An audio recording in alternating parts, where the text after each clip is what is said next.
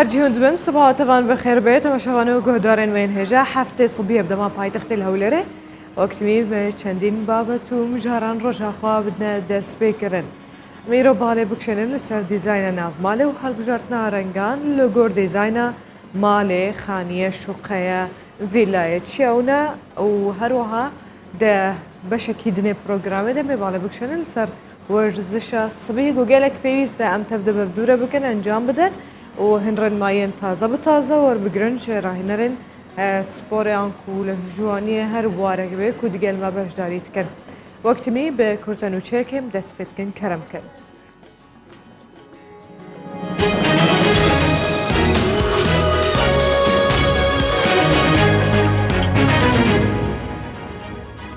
پارێزگای سلێمانی ڕادگهینە و بارۆدۆ خوڕەوشە باژارێ سلێمانی بەرەو باشیە و دێچە لە گۆرک و هەوا لە بووبەکر پارێزگای سلێمانیە ژە کوردستان 24 ڕاگهاند ئەگەر هاوڵاتی بەردەوام بێت لەسەر پابەندبوون بە ڕێکارن خۆپارێزیە ئەوە هەفتەیە بێ سلێمانی دچە قۆناغەکەن و ئاماژە بۆ یەکێژیدا و هەموو هەوڵەکە دەدن داک و ژیانە هاوڵاتیان ئاسایی بکەن تەکەزیژی کرد و ڕەوشە باژارێ سلێمانیە بەر بە باشی و دچە و پێویستە هەموو خۆ بپارێزن ژێوێ نەخۆشیە.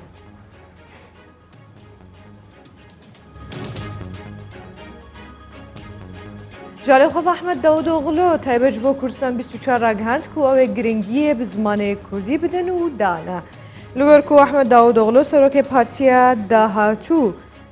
سەردانە دیاربەکرە بە کوڕی کوردستانی کرد بەرسەوە پرسیارەکە پەیامنەرە کوردستان 24 دا ڕاگەهاند و پرۆگرامە حزباوان دەهەیە و گرنگیە بە زمانێک کوردی بدەن و پێویستە وەک زمانێ پەروەردە بێ بکارانین. ئاماژە بۆ یەکێژیدا ژ بۆ وێمە بەستێژی وان پێنگاوێن مەزن ئاوێتنە دەوی بواریدا ئەحمەد داودۆغڵۆ تەکەزیژی کریە کود بە شۆڕەشەکە بەرفڕەش بۆ پرس سازمان و پەروەردە بکن. کاروانەکە هەفپەیمانیە نێڤ دەولەتی لە عێراقێ هاتە ئارمانجکردن لە گۆرزانیاریان و هاتنە بەڵافکردن ژارێ شانە دیاراگەهاندنە ئەمنیە عێراقێ بەڵافکردە و ڕاگەهاندیە و بۆمبەکە چاندی بێ کاروانەکە مەدەنیدە تەقیە و کەرستە و پێداویستیش بۆ هەفپەیمانیە نێڤ دەولەتی و دگوهستن ئەو ژی لە پارێزگەها زیقارێ. ئاشکرەژی کرد و ئەڤرودا و هەنێک زیانە بچووک بەیەک ژێوان ئۆتۆمبیلان گەهاندیە و دەهەیامێن دەرباسبووی دە چەندین جار کاروانێن هێزن هەفپەیمانیە نێڤ دەولەتی لە عێراقێ بریا بۆمبێن چاندی هاتنە ئاراستەکردن و بە موشەکانجی هەنێک جاران.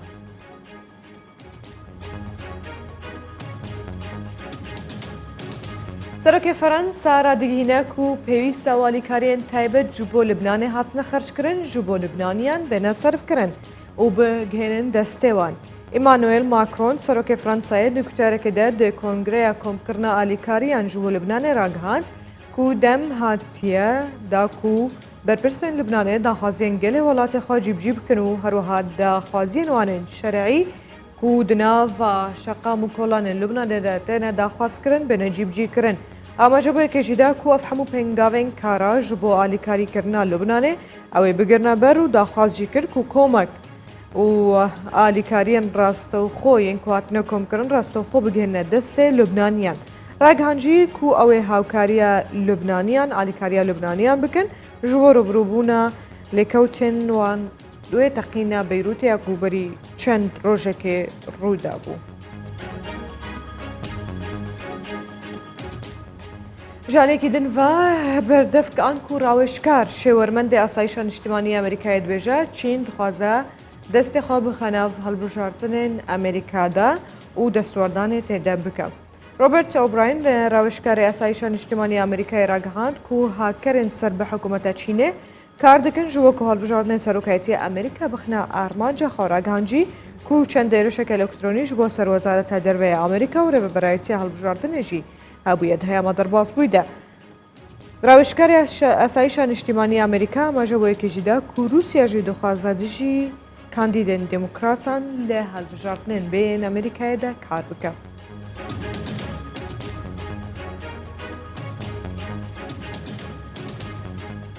کورتای ئەمە بسەر هەفتوو دەهات نەهاژیمەیە تێکەڵی چەند بابەت و مژار و زانیاریان ببن و دگەل میێوانن خۆ بەحەز بکەن.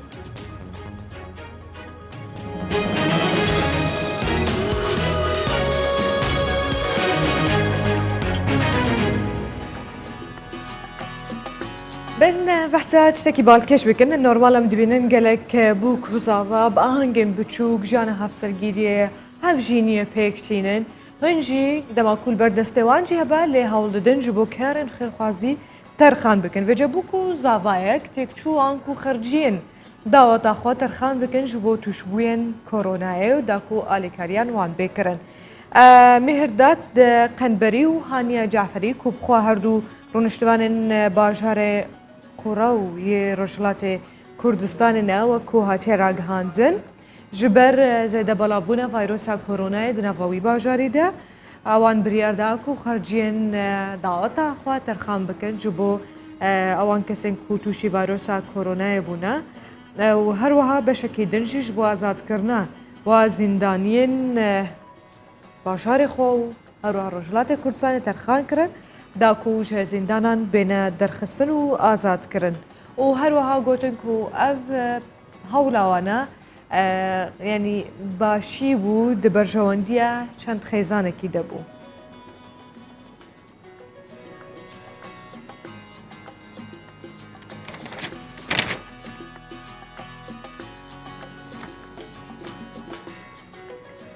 بجا از بالا بکشنم لسر یکمین وجار کو امی بدنا بحث کرن او جهي ما بحثا ورزش بكن سبور بكن هر وكود دس بيك دا من قوتي بتابتيش بو انكسن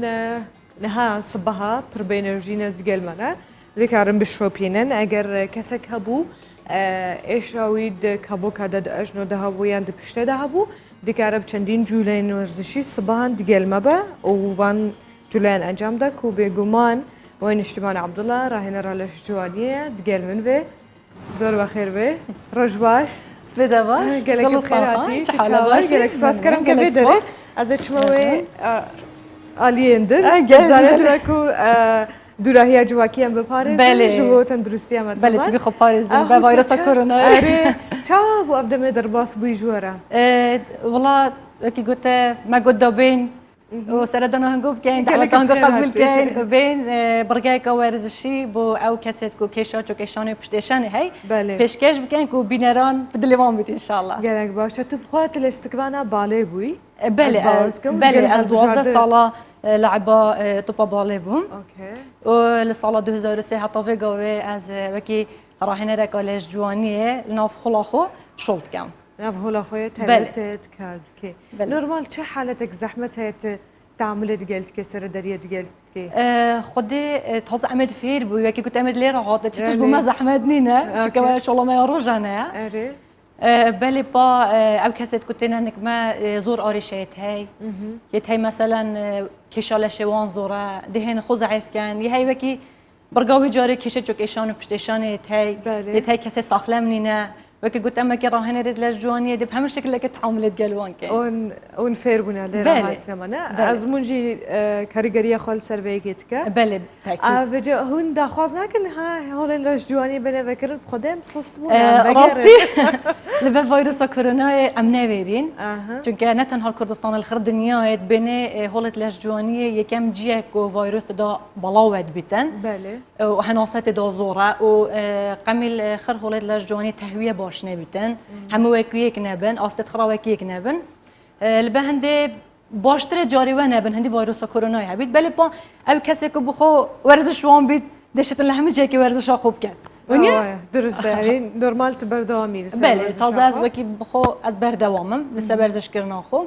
وكان شغلت ورزشي وبن ام دي چنا فولت خو قالك باشا بيجا اشمر بيجا بريا سبوري ازار و ایشا اجنو چوکو پشته کم دبه باشتر دبه یعنی تنه بودمکی ده کاتیه نه گلستان خان زور باشتر دبیتن بگمان او کسیت کو کشا چون کشان پشت ایشان هی چون که او آریشه که زور خاصتا ناف مکردادا بله تبی بو یکم جار او سردانا دکتور خوی سپور بگتن تبی دکتور ببده که چه تمرینک بوده باشه چه تمرینک بوده خرابه و پشتی هنگی اف کسا بچیته هولکا ورزشی و الجیر چاودیری راهنه رگازیرک جلوت خود ورزشی دست بکرد هیچ آریشه بوی نابن و بره او دی چطور بید بوی چطور بید بخوا نورمال بله دی استفاده لیکد چاو انجام بده بله اوجه گلک باشه ایرو جاک دی تایبت هیل در با بله من دید انجام بده گلک خوشه نفس روشته جوی که خوشه گلک جرس برای خودت مویالی بهنامت و به درون من باش به سوزایی گلک باشه سوزایی گلک باشه بله بجا تازه اگر رخصت بیت ام بچین کرم که برنامه خو انجام دین بله تو بچه از بچه که دیگه تماشاوان باغبون و پیامنه رمجی آماده حتی کت حاضر ببینم یکسر باغبون اوکی تمام و ام پیوندی دارم تمام ام پیوندی دارین باشه از بچه خوش بوم کرم که کرم که وجا هفكر من رجين احمد وجنابا باجار دهوكي دیگه میباد اكو ام داوي روشو زانياريان جور بگرن رجين روش باش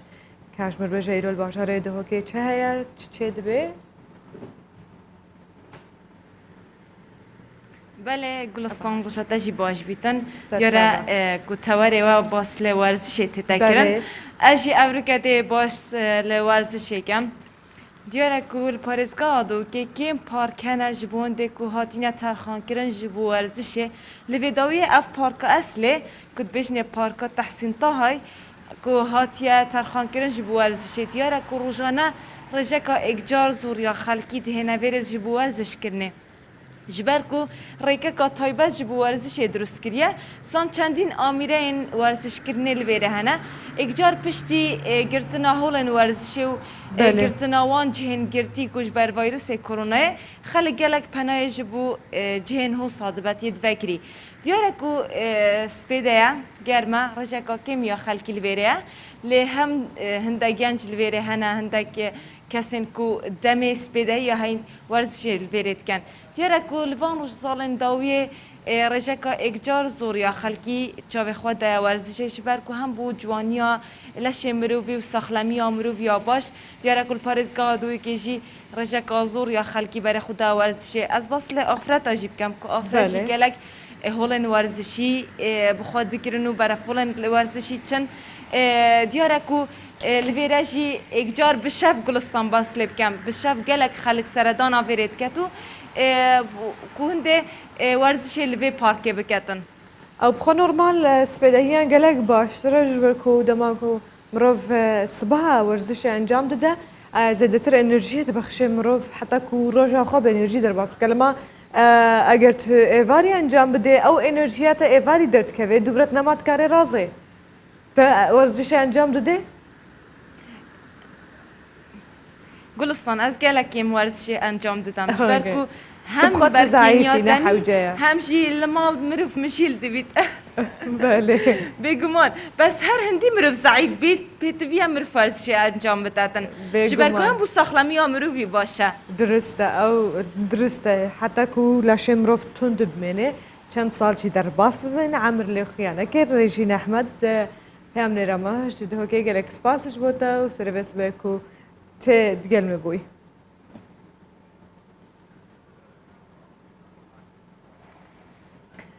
هر وقت کمو گویی متگل نشتیوان لودرد ناف بخشه ده زیادتر باله بکشن سر جولای ورزشی تایبتش با پشته و کابوکه و هر وقت صبحی جیم تکرن چه جور ورزشه که انجام بده نشتیمان دنگم تیتا نشتیمان که بلا جر بجن او خودنه هدفون خودنه نشتیمان دنگم تیتن ها که دنگ هیا دنگ هیا درسته درسته روش باش رجع کن نشتیمان جور بجته چیزی مرا انجام بدن ها و تو تماشا وانان دیگر هفدو بین کرم که بینران تازه از دست به هندک تمرینت تایبت گم بو او کسیت کو کشا پشت اشانه هی و ده پاشندک تمرین دیش انجام دین با کساکو کشا چوک اشانه هی تازه از تمرینت پشت اشانه انجام دم هنگیش لمال تگه من بردوام بن با هندک و زیادتر استفاده لبکن ما پیویس بیچ وسایل که ورزشی ناکد تنه دوشک که بیت عمل صدرش بینو تمرینت خو انجام دین تمرینت پشت اشانه ده دست بکم به شکلی دلسا پشت درج بین دلسا پشت درج بین به شکلی پشتا مسافه راسته سر میل سعرده بدخو ده دانم سعرده دستت خود ده دانم ده پی راست دست بکم ده پی راست اینم پی خو دلی را گیرم ران خود گیرم بو ماوی 10 چرکا ده پی خو گیرم 1 2 3 4 5 6 7 8 9 10 و دی زفر ما في حالتا نورمال و پشتنگی بو پیچه پی نفس تمرین دی انجام دم دی محاوله که پی خو بینیا نیزیک زکی خو پشتا تا راست دی پی خو گیره بو ماوی 10 چرکا دی پیچه پیش گیره و پشتنگی دی زفر في حالتا نورمال دشنو تمرینای پس سه 10 تکراری انجام دن یعنی 3 دهیا بو پی راسته و 3 دهیاش بو پیچه پی انجام دن او تمرینایی که تمرین دوی د پیت خو جود کم د پیت خو این من نزدیک زکی خو به شکلی دی رانت خو گیرم هو حتی 10 چرکا از دی راوستم و دی زفر ما في حالتا نورمال دشنو تمرینش 3 10 تکراری انجام بدن که تمرین که زور بسوده تمرین 3 دی دست خو وکم سعرده دی دانم دی پیت خو جود کم به شکلی دی پیت خو جمین ما و بو لای راسته بو ماوی 5 چرکا از دلو حالتای و مینم 1 2 3 4 5 و پشت هنگی دی زفر مولای دی یعنی نفس تمرین دی بولای چپش انجام دم 5 چرکاش از دی بولای چپی را واستم و دی زفر ما في حالتا نورمال هشیار بنو تمرینش پس ستت ده تکراری دشن انجام دم تمرین کادی بو پشت ایشانه پشتا هنگو راسته یا سعرده دستت خود به شکل گیرن بیت هنگو ده هول سعرده بن ده محاوله کن سر خو و گردن خو و شانت خو ملت خو بلند کن بس قسمتا کمر پیش شکل که بلند نابید ده محاوله که هو رابه دستی خوب گه هنیه بیت خو 5 چرکا یا خود 10 چرکا تو ده به شکل و مینه و ده زفریف حالتا نورمال دهو انجام دن و هر جاره 10 چرکاتو در راوسته و ده زفریف حالتا نورمال دشن و تمرینش به 3 ست دهی انجام دن هشیار بن او کسید که یکم جاره و تمرینه انجام دن بو ماوی 5 چرکا بلا راوستن بس او کسید که پشتی 3 هفته یا 4 هفته و تمرین انجام دن دشن 10 چرکا یا خود 12 چرکاش راوستن کمرات پیش شکل که نارابید بس سرتف سر و گردن و ناف ملته دی رابن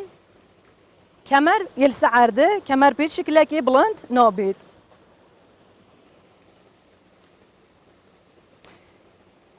تمرین اکادی دی انجام دن دی محاوله کن لو تمرینه او تمرینش یل سپشته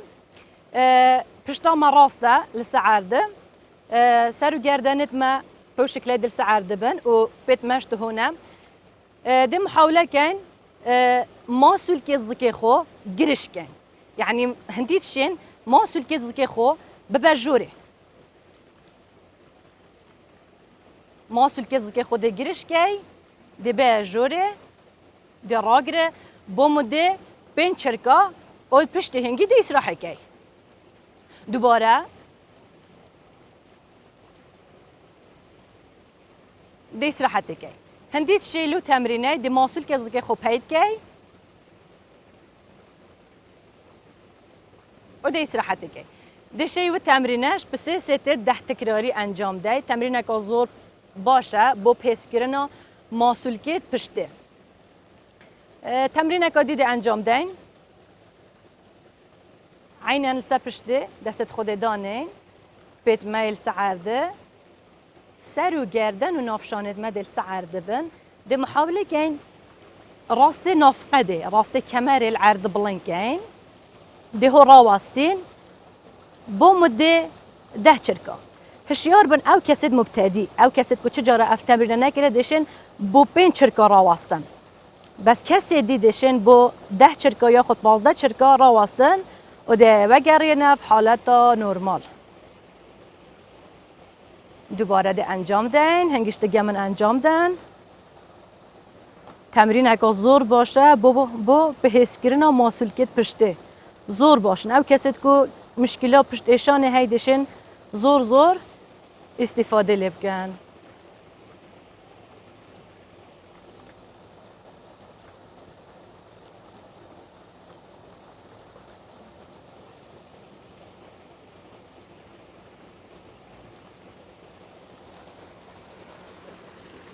بینران اف تمرینه یه پشت اشانه بون هیوی دارم هنگو استفاده لیکربن تازه ده هندک تمرینه دی انجام دهین که بو چوک اشانه باش بن و او کسید که کشا چوک اشانه هی تگمل مال بردوام بن با استفاده لبگین او تمرینش دل سه پشته هنه انجام دان دپو شکل سعرد دریج بین دپیت خو راست گین دستت خود دانی نتانشت خو هندی بشین بلا لشی هنگو راست بید یعنی سر گردن ناف ملیت هنگو پشت و پیت هنگو راست بن دستت خود دانی متانشت خو دل پی راسته دست بکم دپی خوی راسته بلنکم تقریبا نزدیکی 20 سانتی دل عرض بلنکم پی خود دپو شکلی را گرم 1 2 3 4 5 6 7 8 9 10 بو ماوی 10 چرکا دپی راسته را گرم و دل وزغرمه في حالتا نورمال او تمرینه دبو پیچه پیش انجام دم 1 2 3 4 5 6 7 8 9 10 دشن في تمرینه به سه سیتت 10 تکراری انجام دن یعنی بو هر پیکه 3 دهی تمرين دوية ام بنفس الشكل ام دل سعر دريج بين وجاري ام دي بيخو حركة دي بيكين 1 2 3 4 5 بس شيار بنكو بيخو تين خاره بيت شكلها كي بيهنجو ناجحي تعرضه يعني كنيزك عرض بو دي وظوري تبع 10 جرا دي بو بيتشا بيكن و 10 جراج بو براسته 1 2 3 4 5 6 7 8 9 10 اف تمرینش هنگدشن به 3 ست 10 تکراری انجام دن یعنی 3 دهیا بو براسته 3 دهیاش بو چپه انجام دن تمرین که زور پسوده دشن ماسول کت به هنگو استفاده لبکن ماسول کت به هنگو ده برا پیز بن و هست به کشت چوک اشان ناکن تمرین سید انجام دن اف تمرین ده بشکل که راست ده دریج بین سطانشته بشکل که کو آنش کاته ده کیویتا بنته ده پخو ده راست که پیسروا ده بلند که پیچک پلا و بونا پیته دوریت بینا پیته 45 پلایه ده پخو را گره بو ماوه 10 چرکا ده پخو را گره 1 2 3 4 5 6 7 8 9 10 و ده استراحتی که و ده وظف ریاولای دی اف تمرینای ده بولای دیش ده انجام ده وکی من گود لشته راسته تو دل سعانیش که خود دانش بو شکلی ده پی خوب بلنکی 1 2 3 4 5 6 7 8 9 10 اول تمرین سه بو چوک اشانه تمرین 4 ده انجام دن طبعا و تمرینش به 3 ست دهی دشه انجام ده زور تمرین کاپ استفاده ام تمرین 4 ام ده درونین به اگه خول دل پیش خود رشکه به دیده و جمینه به شکل اگه کو بنی پته بگهی ترانه تا اف به راسته دست خود ها و به خو او حاجه کسا کبید کنرمی و لشه باش نبید شرط نیه دست تبگهی تبته دشه دست خودانه ایره او ده پشتا خو و جمینه تو دهه خاره دهه خاره پر شکلی تو در واسطه بو مده 10 چرکات تو ده را واسطه 1 2 3 4 5 6 7 8 9 10 و نفس تمرین تو ده بو پیدیش انجام ده وکی من گوته دانشتن آمده پر شکلی بید او پیاده راست بید بیدی بنی پیته دیگه هیترانه تا پیته راسته ده خوات جمینه دهه خاره 1 2 3 4 5 6 7 8 9 10 اف تمرینش دشن به 3 ست 10 تکراری انجام دن یعنی بو هر پیکه 3 دهیا انجام دن او بو هندینه دا ماسول کت به هنگو هدی به حزبن و هنگ کمتر توشی کشت چوک ایشان و پیشان بن و هدی او کشه به هنگو نمینیتن تمرین که دید انجام دم اف تمرینش به شکل که دوریا بینا پیته هندی دوریا بینا ناف ملت بیتن وکی حالت اسکوات تمرین اسکوات دی انجام دین دهو در راستن پشتا تا راسته دست خود هو گرن دی پیچ اک چوکت خوات جمینه دی چیا خاره بس شیار به نابیتن زور به چیا خاره کو گوشا چمانه و چوکت بگهیتن و هات پلا حتی وراد دی زور باشه بو ماوه 10 چرکا یا خود 15 چرکا تو دلو حالته و امینه و دی زوریه حالتا نورمال هنگدشن و تمرینش به 3 ست دهی انجام بدن اف تمرینه زور تمرینه که باشه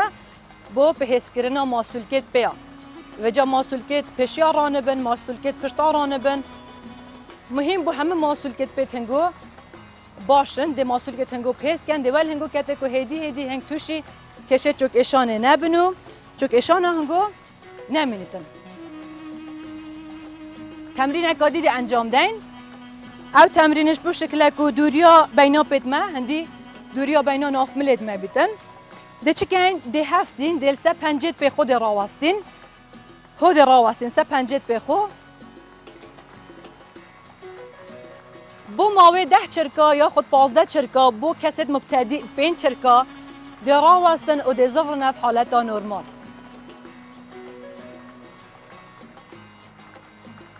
او کسید که مبتدینه یعنی یکم جاره و تمرینه انجام دن باشتر ویا 5 چرکا راوستن بس کسی دی پشتی تی پربونا 3 هفته یا 4 هفته دشن زورتر راوستن همه جاره بو ماوی 5 چرکا یا 10 چرکا دی راوستن و دی زفرمه في حالتا نورمال تمرینه که دیا های دی انجام دم اف تمرینش زورا باشه بو چوک اشانه طبعا اف تمرینه او کسید که کشا چوک اشانه پشت اشانه های نشن تنل سپیه که خور راوستن چون که او تمرینه بشکل که تو دل سپیه که خور راوسته پیدی تو دل پشت گیرت بو شکلی تو دل راوسته بس او کسید که کشا چوک اشانه های او توازنی نکل سپیه که خور راوستن دشن لمال دست خوب گرنه لوا کرسیه که یا دست خود نسه دیواره که اب دست دی به خوب بگیرن هو بو ماوی 5 چرکا 10 چرکا عمل راوستین و نفس تمرینه دی بو پیچ پیش انجام دین که 10 چرکا و 5 چرکا تونگو خلاص بون بو کسید مبتدی 5 چرکا بو کسید دیش 10 چرکا نه ام دی استراحت کن هیوی دارم هنگو استفاده لیکر بید اف تمرینه دشن هفته 4 روزا یا 5 روزا و تمرینانه انجام دن هیوی دارم هر تندرست بنو سلامت بن نشتی من اف جولین کوته انجام دان بله. اف نورمال حمو مسئول کن لاجی بهز دکمانه بله او تمرینات من بو پشت اشانه انجام دای مسئول که پشتام روی پشوی که گشتی بهست کتن و او تمرین من بو چوک اشانه انجام دای مسئول که بیت مروی به شکلی که زور باش و دشم بجم خر مسئول که بیا به شکلی که زور باش ده بهست کت و ده ول و کسی کت که هدی توشی کشه چوک اشان و پشت اشانه نبیتن دستت سابن گلک سپاس خان تندرستی کتیمی باش مهم سلامت بن گلک سپاس مالی آوا لجا اف گل نشتیمان بو ما اف برگرد شوپان باوی که گلک خوش موز بارد کم متوان سوی جوارگرد از یک جوان کسام سوزه بدم که از دست بکم پشتی و دبرانه کوچه بویی ده دما قدقه چونو هاتنه داد کرانتینه داد خب پرایزی ده بگمان هون دزانن جیکو ددم در باس بود دو جاره که حتنا فکرن هون جوانی جیم و اونا دورا پاشی یکسر حتنا قپات کرنش بلکه وقت نشتمان جامعه بکری هنجارن چونو هاتنه بعد نوا هون جوانی ده سیستمی که وهانه هاتیه چه کرن کوزیده زوبه گوهرتن لو ما جهه هری سرکیه جبوت شرنه کرن آن کوزیده بلابون ویروس کرونا لو ما بهبیه سلامتیه و ساقیه جهر کسی تخوازم بحث دیزاینو رازاندن ناف ماله بکن و بحث وان گوهرتن تازه بکن که خرج ایدی زده حز کن نوالن خوا بجورن مدرن هر وها بگنجنن دیگل جور ماله شقية يعني جي فيلا هر شيء بيتن مزرعة بالجوردل خود شيء دكن وفيجا دخازن خود دور بخن جوان ستايلين كلاسيكين هال دقل برزارات صوفي كوب ديزاينر ناف ماليا مبزدتر بحساب بجاري بكن كرم كان فرمو بەنی باش زۆر بەخێر بێ ڕەوش و وەزات و ئەوانە چۆنە فەرمۆداریشە زۆر باشە زۆر بەخێر بێ ئەوجا پاکێجێکمان ئامادە کردووە لەسەر ئەم بژارە پێکەوە سەیری دەکەین بزانین خەڵک زیاتر حەزی لە چێە ئەو کارە چۆن ئەنجام دەدرێت ئامێ بە بدورە بین پاشی بەگەرن زێدەتر باخبن کەرم کرد ناوماڵ و گرنگی پێدان بە کەرەستەکان و مۆدلی پێداویستەکانی ناوماڵ لەم چەند ساڵی ڕابردوو لە ئێستاش بۆتە جێی بایەخی هاوڵاتیان. مۆدلەکان و ڕەنگەکان و شێوازەکانی کەرەستەکان ساڵانە گۆڕانکاری بەسەردادێ. خاوەنی یەکێک لە مۆبیلیاتەکانی هەولێر باسێ و گۆڕانکاریانە دەکات و دەڵێ بەداخەوە هەموو مۆدلەکان تەقلیدیە. خوازێرە لە داهاتوو دیزاینێری کوردمان هەبێ بۆ ئەوی کللتوری کوردی تێکەڵی کەرەستەکان بکرێ. گۆڕانکاریەکی تەواو بەرچاو دەکەێت بەڵام بەداخەوە یەک ئەوەم هەیە تێبینیم هەیە لەو گۆڕانکاریانە هیچ کەلتورێکی کوردی نەچۆتەوە سەر گۆڕانکاریەکان 100% بە تەقلیدی دەڕوا گۆڕانکاریەکان دەچێتە پێشەوە یعنی هیچ دیزایندانەرێک و یان هیچ بڵێم کەسێک نهاتە پێشەوە کە دیزایانی کوردی تێکەڵ بە دیزایانی کەلتوری کوردی مەبەستم کەلتوری کوردی تێکەڵ بە ناوماڵ و بەەوە بکە گۆڕانکاریەکان ئەوەی دەبینم 100% تەقلیدیە شێوازی ئەوڕۆپی هەم لە دانانی ئەکسسوارات و هەم لە دانانی تاخم و مەسەن فەرشی ناو تاخمەکە و زۆربەی مۆدلەکان. گۆڕانکاری لە مۆدل و ڕەنگەکان تەنانەت چێشتخانەکانیشی گرتووەتەوە. ئەگەر لە چەند ساڵی ڕابردوو گرنگی با ڕەنگەکان و مۆدلەکان نەدرابێ ئێستا هاوڵاتی داخوازەکانی گۆڕاوە لەگەڵ پێشکەوتنی کۆمەڵگا سەلیقەی هاوڵاتیش دەگۆڕێ و لە کلاسیکەوە بەرەو مۆدرن پێشکەوت و باوەکانی جیهان دەچێت. ئەم فرۆشیارە دەڵێ داخوازی لە ڕەنگەکانیش زۆرتر بووە. ئێستا وەکو ئەو ساڵی دیزایانی مۆدرنە مۆدرن ئێستا وەکو مۆدرن ئەوەی هیتمان ئێستا و کەونتەری کە دەیبینیەوە مۆدرنە هەمان شت کەونتەری دوای وەش سپی ئێستا بوویتە مۆدل خەڵکێکی زۆر احتیمام بە دیزاین و بە ڕەنگ دەدات ڕەنگ فەرقن چەند ساڵ پێش ئێستا ساڵانی ڕابردوو زیاتر خەڵک چی بەکاردەینا ڕەنگی قاوەیی زۆر باو بوو ڕەنگە تۆخەکان بەس ئێستا خەڵک گەڕایەوە سەرڕەنجی کاڵ زیاتریش سپی لە مۆدرن زیاتر سپی بەکاردێتن ڕەنجی ڕەساسیش بەکاردی ئێستا مۆدلە نیلیش نەفسێشت ئێستاوانە هەیە بەس وەکو پێم وتی برایانی جنوب ئەوانێک کە دێنە لای مەچکە زۆربیان هەیە لێرەدا دەنیشی ئەوانەش ڕەنگ دەکەن بەس ڕەنجیوان زیاتر ئەوان ڕەنگە تۆخەکان وەکو ڕەنجی پرتوقاڵی ڕەنجی کەسێک ڕەنجی سۆر ڕەنجی ماڕۆنی ئەوانە بەکاردێن. لەگەڵ هەر ئاڵوگۆڕێکە لە ژیانی کۆمەڵایەتی ڕوودەدا گۆڕانکاری لە شێوازی ڕازاندنەوەی ناوماڵیش دەکرێت. ئەم گۆڕانکاریانەش هەندێکجار لە وەرزەکان لە ویست و داخوازی هاوڵاتیان ڕنگ دەداتەوە. هەگەرچی مۆدلەکان زیاتر ڕنگ و بۆی ئوروپی و وڵاتانی تری پێوە دیارە وەک دەڵێن تەقلیدیە بەڵام ئەمەش کاریگەری نەبووە لەسەر کەمبوونە ویستی هاوڵاتیان و ساڵانە ئەم ئاڵوگۆڕیە لە سەرجەم شوێنەکانی ناوماڵ بە تایبەتی لە ژووری میوان و چێشتخانە بە ئاشکرا دەبینرێ. هێرۆ مۆلودی کوردستان 24 هەولێر.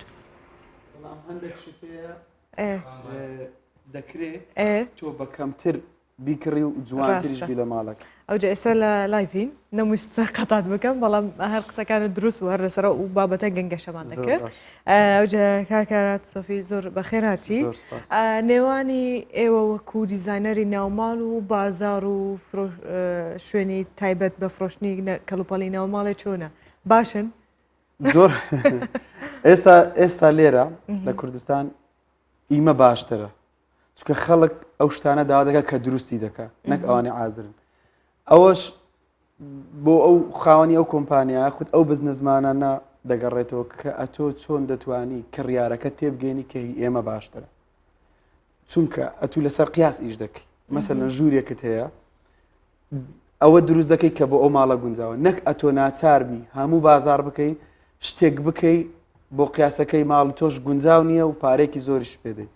بۆیە بە تەسەوڕی ئەوانە باشترن کە دروست دەکەن گران نین ئەوانەی کە لێرە دروست دەکرێتن لە ڕووی نرخەوە ئیمە هەرزانترن لەوانەی کە لە دەرەوە دێت چونکە ئەوە سعری گومرجی دێتە سەرێ بێگومان سعرەکەی بەرز دەبێتەوە بەڵام ئەوانە لێرە دەکرێت لە ڕووی کواڵتەوە ئەگەر باسی کواڵتی بکەین هەندێک جار ئێرە هێشتان باشترە چونکە ئێستا تا ئەو دەقێش ئەمە لێرە فێر نەبووین چۆن دەستکاری کوالەتەکان بکەین وایە یعنی چۆن کوالەتی بینی نەخوارێ و جوانکاری بدەینێ ئێمە لەسەر یەک کوالەتیش دەکەین ئەوش هەتا عەدە کوالەتێکی باشە بەڵام لە دەرەوە فێر بوون شتێکی زۆر کەم بەکاردێنن پارێکی زۆر بەدەست دەخن بەس ئێستا ئەمەوانین ئەمە کوالەتەکەمان باشە و سعرەکەش گونجاوە کەی پێویستە دیزانەری ناوماڵ بێتن ئیش لە ناو دیزانەکە بکاتن لە چ قۆناغێکی دروستکردنی خانووەکەدا خۆی ئێستا خەڵک پێش ئەوەی هیچ شتێ بکە هەر چار دیوارەکەی دەکا جاران مهندسێکی دەگرت تەنها بیناکەی بۆ دەکرد ئێستا وای لێ هاتووە مهندسێک ئینتێریەر دیزاینەرێکیش دیزاین ناوماڵەکەی دەکات پێش ئەوەی هیچ شتێک بکە ئەوە زۆر باشە تۆ ناکرێ مەسەلەن شوێنی دەرگای بەجیبێلی یان شوێنی تیڤ تیبڵەکەت بەجیبێلی بەبێ ئەوە هیچ پلانێکت بۆ هەبێ ئێستا ئەتو شوێنەکەی بەزدێلی بەڵام پلانت بۆ هەیە قیاسەکەی لەسەر خواستی دیزاینەرەکەی بەزدێلی بۆیە ئەوە باشترە لەوەی ئەتۆ عشوایی ئیشەکەی بکەیت ئەوە ئیشێکی هەندەسی دەبێ و ماڵێکی جوان دەرجێ تاخیرتر مۆدیل دەڕوا تاخیرتر پێویست دەکات ئەتۆ شتەکانت بگۆڕی کەواتە ئێستا وڵاتیان زیاتر گرنگی بە دیزانی ناوماڵ ئێستا 100% زۆر لە زاران باشترە خەڵک تەواو گرنگی بە دیزای ناوماڵ گەورەترین هەڵە چێکە هاوڵاتیان ئەنجامی دەدەن لە کاتی دروستکردنی خانوویەکدایان خۆی بیناکەی تەواو کردووە هەموو شتێکی تەواو کردووە دەچێت قەنەفێک لێرە دەکڕێت مێزی تەلەڤیزۆنەکەی لێرە دەکرێت دەرگاکان لێرە دەکرێت هیچ لە ڕەنگکان تەنسیق نییە کوواڵیتەکەش هیچ پەیوەندی بە یەکترەوە نییە بۆیە ئەوانە غەڵەتی گەورەن و پاش ماوەی کەم پەشیمان دوای ئەوەی کە ناسیاوەکانی سەردانی دەکەن یەک پێی دەرێ خۆزگا و دەرکەوە با یەک پێی دەرێ خۆزگە مەتبەخەکەەوە با یەک پێی دەرێ قەنەفەکەی و قسەی هەموو خەڵکەکانیش ڕاستە چکە هیچ تەنسیقێکی نەکردووە عشوایی شتەکانی کڕیوە و ڕێی هیچ ئینتێریەر دیزاینەرێکی وەرنەگرتووە بۆیە ئەوانە زوو پەشیمان دەبنەوە ئەی باسی ئەوە دەکرد کە دەرەوە بینایەکە زۆر جوانە ئیتر پارەی پێناوێت لە ژوورەوە جوان ڕاستە ئێستا شتەکان گۆڕاون وەک زاران نەماون زاران یعنی پێش چەند ساڵێکی کەمیش خەڵک ئەوەندە پارەی لە واجهەی بینایەکەی دەدا مەسەلەن جارە بوو $40,000 لە واجهەی بینایەکەی دەدا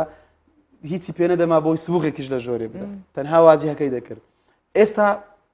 وانە بەشێکی تەواو لە پارەکەی تەرخان دەکات بۆ ناوەی ماڵەکەی ئەوە شتێکی زۆر باشە چونکە ڕنگ و دیزایانی ئەو ماڵە دۆخ و دەرونی تاکەکانی ئەو خانوەش پیشان دەدات یعنی ماڵ هەیە دەچی ئەمن سەردانیشن عیلاقاتم زۆر باشە و زۆریش دەگەڕێم و پێشنیاریش زۆر وەردەگرم و زۆرش ڕێی لەگە خەڵک دەگۆڕمەوە یعنی دیساڵن پێش ماوەی چوومە ماڵێک بینم لە دەرگای ئەوشەی تا سەری سەربانی هەموو قاوەیە یعنی دەرگای کەوەنتەری ئەرزەکەی سەقفەکەی دوای ئەوەی کە دیزاین لۆکردن و هاتن سەردانمان کرد یعنی ئەم عالیەکەم ناسی دەبینم دۆخی دەرونیان تاوش لەژاوە دایمەن دەنگیان گەورەیە دایمەن مناقشیانەیە یعنی ئەوە ڕنگدانەوەی ئەو ڕنگانەیە اینجا پێم گوتن وەرە بە هەندێک شت بگۆڕین دەکرێت بەبێ پارە ئەو شتانە بگۆڕین ماڵەکەتان زۆر دەگۆڕێ ڕووناک دەبێتەوە دۆخی دەرونیتان زۆر دەگۆڕێ اینجا بێگومان هەرواش بوو گۆرانکاریەکەت ئەنجامدا بۆ نمونە دەرگات یعنی بۆ نمونە ڕەنجی دەرگاکان ئەگەر لە لای من بیگۆڕی بە دەبا پارەی باشی بۆ تەرخان کرد بە خۆم گوتم وەرە دەتوانی ئەوە دەرگاکەت بگۆڕی خۆت دەتوانی بیت یعنی مەسەلەن سەقفەکە خۆی دەتوانێت بیکە تەواو لە ماڵەکەمان گۆڕی 1-2 ئەمش سەردانم کرد دۆخی ماڵەکە تەواو گۆڕە باشتر بوو شتەکانیش کو هەڵبژار مەسەلەن ئەوە خوشکم وای گوت ئەو براکەم لەسەر خواستی براکەمە ئەو شتانە بەڕێی من هەڵەیە یعنی ئێستا زەوق و سەریقەی خەڵکی کوردستان زیاد دوێنێ باسی زێرمان کرد زێر زیاتر حەزیان لە زێری خەریجیە هەروە بەڵام کەلوپەری ناوماڵ زیاتر کاریگەری چ وڵاتێک چ کللتورێک بەداخەوە یعنی ئێمە تەبعاً هەمومان ئەو شتەی دەزانین کاریگەری دراما کۆریەکان و ئێرانیەکان و خاستەن تورکیەکانیش زۆر کاریگەری هەیە لێرە یعنی خەڵک هەموو شتەکانی داوا دەکا لەسەر ئەو درامای کە دەیبینی ئەوەش دەگەڕێتەوە سەرچینەکانی کۆمەلگا ئەوانەی کە وعیان هەیە و زیاتر دنیا بینین ئەو هەناکەن و ئەو شتانە دەکڕن کە بۆ ماڵەکەی ئەوان گونجاوە بەس بەداخەوەی دەبینین لێرە بە زۆری هەروایە چینی ناوەند بە زۆری لەسەر ئەوانە ئیش دەکە کە بە چاو دەیبینی و لە دراما تورکیەکان داوای ئەوەی ناکە کە بۆ ماڵەکەی گونجاوە یان چ شتێک بۆ ئەو ماڵی خۆی ئەمن هەتا ماڵەکەش نەبینم بەڕاستی وەکو خۆم بە هیچ شێک دیزاین ناکەم سەری لۆکەشنی ماڵەکەی دەکەم ئەو ماڵە لە سیگارەکەی کە دۆخی کۆمەڵاتی ئەو ماڵی چۆنە میوانەکانی چێن یعنی ئەتو ناکرێ دیزاینکەی لەسەر خواستی خۆت یاخود خواستی کڕیارەکە بۆی دەکرێت هەموو دۆخەکان لەبەر چاو بگری شتێکی باش دروست بکە چ ڕەنگێک باشە بۆ ناو ماڵە ئی دیوارەوەوانە خۆی ئێستا برادێکشە لێرە باسی کرد زیاتر سپی و ڕەساسی ئەو ساڵ و ساڵی پاریش هەر ئەوانە مۆدیل بوو بەڵام ئەوە 100% ڕاست نییە چونکە تۆ ئەبێ تەنسیقی ئەو ماڵی بکە خۆی ئەو کەسەی دێ ئەتۆ دەباتن زاروێ هەندێک ئیشی کردووە بۆیە ناکرێت و ئیلا سپی بۆ دابنێ یاخود ڕەساسی بۆ دانی دەبێت لەسەر ئەو بەشانەی کە لە ماڵەکەی کراوە ئەتوش تەواوکەرەکەی بکە شرط نییە ئەتۆ ئیلا زەردانیان بری مۆدیلە هەندێک جار ناکرێت لەسەر مۆدیل بڕۆی خۆ مۆدیل چۆنە تۆ مەسەرەن ڕسمە گیان مجللەی خەلیجی دەبینی یاخود تورکی دەبینی ئەو ماڵەت تەنسیقەکەی بە ڕەساسی کراوە و جوانیشە بۆ ئەوێ شرط نییە ئەو بۆ ماڵەکەی تۆش ڕاست بێ بۆیە دەکرێت تۆ لەگەڵ کڕیارەکەت مناقەشەی کەی تا دەگێ ئەوەی کە چ ڕەنگێک بۆ ئەو ماڵە گونجاوە ئێستا بۆ مەتبەخ چ ڕەنگێک باشە بۆ ناندین ئەخر خۆی بەس لەسەر قەبارە و شێوازی ئەو ناندینێ ئەتۆ قەرار دەدە یعنی میساڵەن پێشترێ زۆر گرنگی بە مەتبەخ نەدەدرا مەتبەخ لە ناو چار دیواری دەکرێت تەنها کابانەکە دەیبین ئێستاوانە ئێستا بەشێکی زۆر لە خەڵکی گرنگی 100% پێش هەموو شتێک بە مەتبەخەکان دەدەن یعنی ئێستا بینی هۆڵ و مەتبەخی یاخود ژووری میوانان و مەتبەخی هیچ دیوارێک نەماوە هەر کەسێک دێتە ئەو ماڵەی ڕاستە و خۆ مەتبەخەکەی دەبینی اینجا چاویش لەبەرەوەی زیاتر ئافرەتان خانمان گرنگی پێدەن چاوەکە لەسەر مەتبەخەکەیە پرسیار دەکرێت بۆیە دەبێ ئەتۆ ئەو ڕەنگە دووبارە دەڵێن ئەو ڕەنگە اختیارکەی کە بە ئەو ماڵە گونجاوە چ شتێک هەندێک ڕەنگەیە بۆ ماڵی تۆ زۆر جوانە بەڵام ئەسڵ بۆ ماڵی من نابێ بۆیە دایمەن ئەمن لەگەر کڕیارەکانم ناقشەی دەکەم یعنی شەرت نییە ئەو ڕەنگەی ئەو هەڵی دەگرێ من خەنەعاتم پێ بێ هەوڵ دەدەم پێی بگۆڕم زۆر جاریش هەبووە یعنی تەسەوەر کە مانگانە هەبووە ئیشم نەکردوە گوتم ئەم نەویشەی ناکەم لەبەرەوەی بۆ ماڵی تۆ گونجاو نییە ڕاستە پارەکە و قازانجەکەی گرینگە بەڵام چەندێتی چ دەکەی ئەتو دوای چەند ساڵتر چناوێکت پێیا کردوە ئەوەش لە لای من گرنگە بۆیە شەرت نییە ئەتۆ ئیلا بڵێ سپی یاخود زەرد هەندێک ماڵ هەیە بە هیچ شێوێک تەنها ناتوانانی یەک پارچەی زەردشی بۆ بەکاربێنی چونکە میوانەکانی تایبەت ئەی مەسەل لەم پێش ئەفتەی ئیشم بۆ کەسێک ئەندام پەرلەمانێکی کوردستان کرد کەسێکی بەناوبانگە و زۆر لە تیڤی دەردەکەوێت یعنی شتێکی داوا دەکرد من شتێکی ترم بۆ پێشنیار گوتم ئەوە دەکرێت بە ماڵتە بێت تۆ فڵان کەس میوانتەوە میوانتە ئەو کەسە دەبینی زۆر پێخۆش بوو لە نەتیجە شتێکی زۆر باشمان کرد دەستان خۆش زۆر سپاسی دەکەم لێرە پیانۆیەکی دامێ دێ کردم تەمەنی 9 ساڵە پیانۆ بژەنی من پیانۆی هەندێک دەزانم بەڵام عازف سازەکی باشم دەنگیشم خۆشە سیدیەکم گۆرانی هەیە شڵا کۆنگرێکی ڕۆژنامەوەی دەکەم هەم لە شەریکەکەی خۆم بڵاو دەکەم دێ پیرۆزە سەرکەوتوبێ زۆر سپاس بامەدەبوونن ئەوڵ بدە دیزایانی ناو ماڵەکان زوو بگۆڕی چونکە زۆر گرنگە و بەردەوام بە لەو ئیشەدەم گەلێک سپاس ji bo arat Sofî dîzaynera nav mal ku te digelme bûyî û hevî rojeka xweş زۆر سپاسان دەکەم سەرچاوە gelekî bixêr Ecam rewşa kişhewayê seqeyê bevdûre bişopînin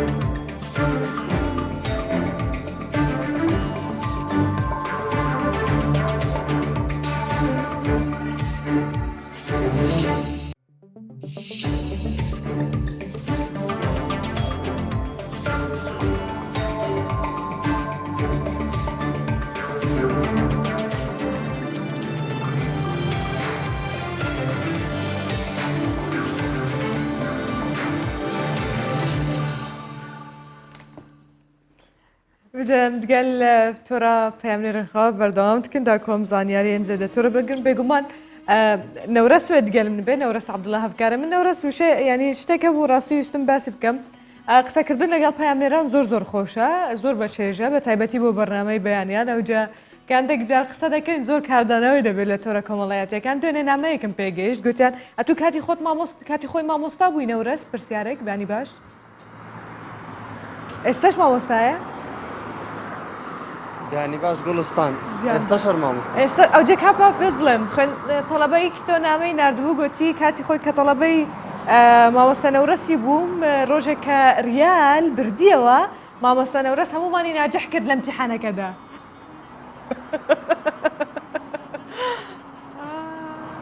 نا شتیوا ڕووی داوە نا شتیوا ڕووی نەدایە بەڵام یعنی بەردەوام لەگەڵ تەڵەبەکانم باسی ئەوم دەکرد یعنی ئەو ڕۆژانەی کە ڕیال دەیبردەوە ئەگەر ڕۆژانێتی کە تۆزێک بەماندووبوونەوە چ بم مڕومۆز ببم ئەو ڕۆژانە ڕیال بردیتەوە مڕومۆز نەبوومە لەگەڵیان دڵم زۆر خۆش بۆ ڕووم زۆر خۆش بوو لەگەڵیان ئەکرێت لە هەندێک شوێن مەسەلەن ڕاعاتم کردبن بەڵام بەو مانایی کە ڕیال بردی بتێ و دەرەجە وەرگرە ناشتیوانە بووە ئێدە باشە هیوادارم وابێ ئەوجانە وەرەس دووارە بەیانی باش بزانین لە ناو شاری هەولێر ئەمڕۆ چایە چوڕوو دەدا کەرەم گەلتە بن بەڵێ کوردستان دووبارە بەیانی ئێوە بینەرانی کوردستان 24 باش سەبارەت بەو دۆخەی تەندروستی ئێستا کە لە شاری هەولێر هەیە بەردەوام وەزارەتی تەندروستی بەڕوەبەری کشتی تەندروستی هەولێر ئاماژە بۆ دەکەن کە ئێستا 2 هەفتەی سەختمان دەپێشە ئەگەر هەیە لەم 2 هەفتەیە ڕێژەی توشمان ڤایرۆسی کۆرۆنا لە شاری هەولێر زۆر بەرزتر بێتەوەی کە ئێستا هەیە گوڵستان ئەگەر سەیری تۆڕی کۆمەڵاتی فەیسبوک بکەی ینی بەردەوام دەبینی هاوڕێک نزیکت کەسێک نزیکت ناسیاوێکت دۆستێکت پرسە و سەرخۆشی بۆ کەسێک دەنێرێت ڕێژەیەکی زۆر هەواڵ سەرخۆشی لە تۆری کۆمەڵاتی فەیسبوک هەیە هەمووی ئەوەیە بەشێکی زۆری ئەم هۆکاری ئەو مردنی و کەسانە بۆ کردبوون ڤایرۆسی کۆرۆنا دەگەڕێتەوە بۆیە ڕاستە بەوەی کە کۆمەڵێک ڕێکار و ڕێنمایی گرنگ جیرانەتە بەر لە شاری هەولێر بەڵام ئاماژە بۆ دەکەن ئاماژە بۆ دەکەن کە پێویستە هاوڵاتیان خۆیان بپارێزن چکە ئێستا نەخۆشخانەکان پڕ بوون گوڵستان من دەمەوێت پێ بڵێم نەخۆشخانە حکومیەکان پڕ بوون لە توشبوانی ڤایرۆسی کۆرۆنا شوێنێک نەماوە یعنی نەخۆشخانی ڕزگاری ئێستا بەشێک لە نەخۆشەکانی لە هەندێک شوێن خەواندووە وەکو خۆیان جێگیری یاریدەری بەڕێوەبەری نەخۆشخان ڕزگاری بە کوردستان بسوار ڕاگەیان بەشێک لە نەخۆشەکانیان لە هەندێک شوێنی نەخۆشخان ڕزگاری خەواندووە کە شوێنی نەخۆش نییە بەڵام ناچارن لەبەرەوەی شوێنەکەیان تەواو بووە بێدەکانیان تەواو بوو کۆتایی هاتووە ئێستا لە نەخۆشخانی تر خوێندراون بۆیە هەموو ئاماژە بۆ دەکەن کە 2 هەفتەی سەختمان لە پێشە پێویستە هاوڵاتیان لەم 2 هەفتەیە زیاتر ئەگەر بە ویژدانەوە شتەماشا بکەم ئێستا هاوڵاتیان دەتوانن بڵێن لەنێو شاری هەولێردا تەواو پابەندی ڕێنمایەکانن دەبینی کەسێک کە پێشتر ماسک و دەستکێشی نەبەستووە ئێستا جیاواز ئێستا بیرکردنەوەی گۆڕاوە زیاتر ئاگاداری خۆیەتی وایە هەتاکو و ڕەوشە ناو بازارێژی ئەس باوەڕ دکەم سستیەکە بخەوە دیتیە چەند ڕۆژ هێن دەرباس بووی بتایبەتی ژوارمە ترسێن کۆهانەژ زێدەتر بەڵاوبوونە vê ڤایرۆسی هەفکارێ من نەورەس عەبدوڵڵا ژناڤ بۆ شەڕی هەولێرێت گەرمبووی گەلێک سپاسش بۆ زانیاریان تەڤێسەوە هەیە vêcewek ku me behsê kirî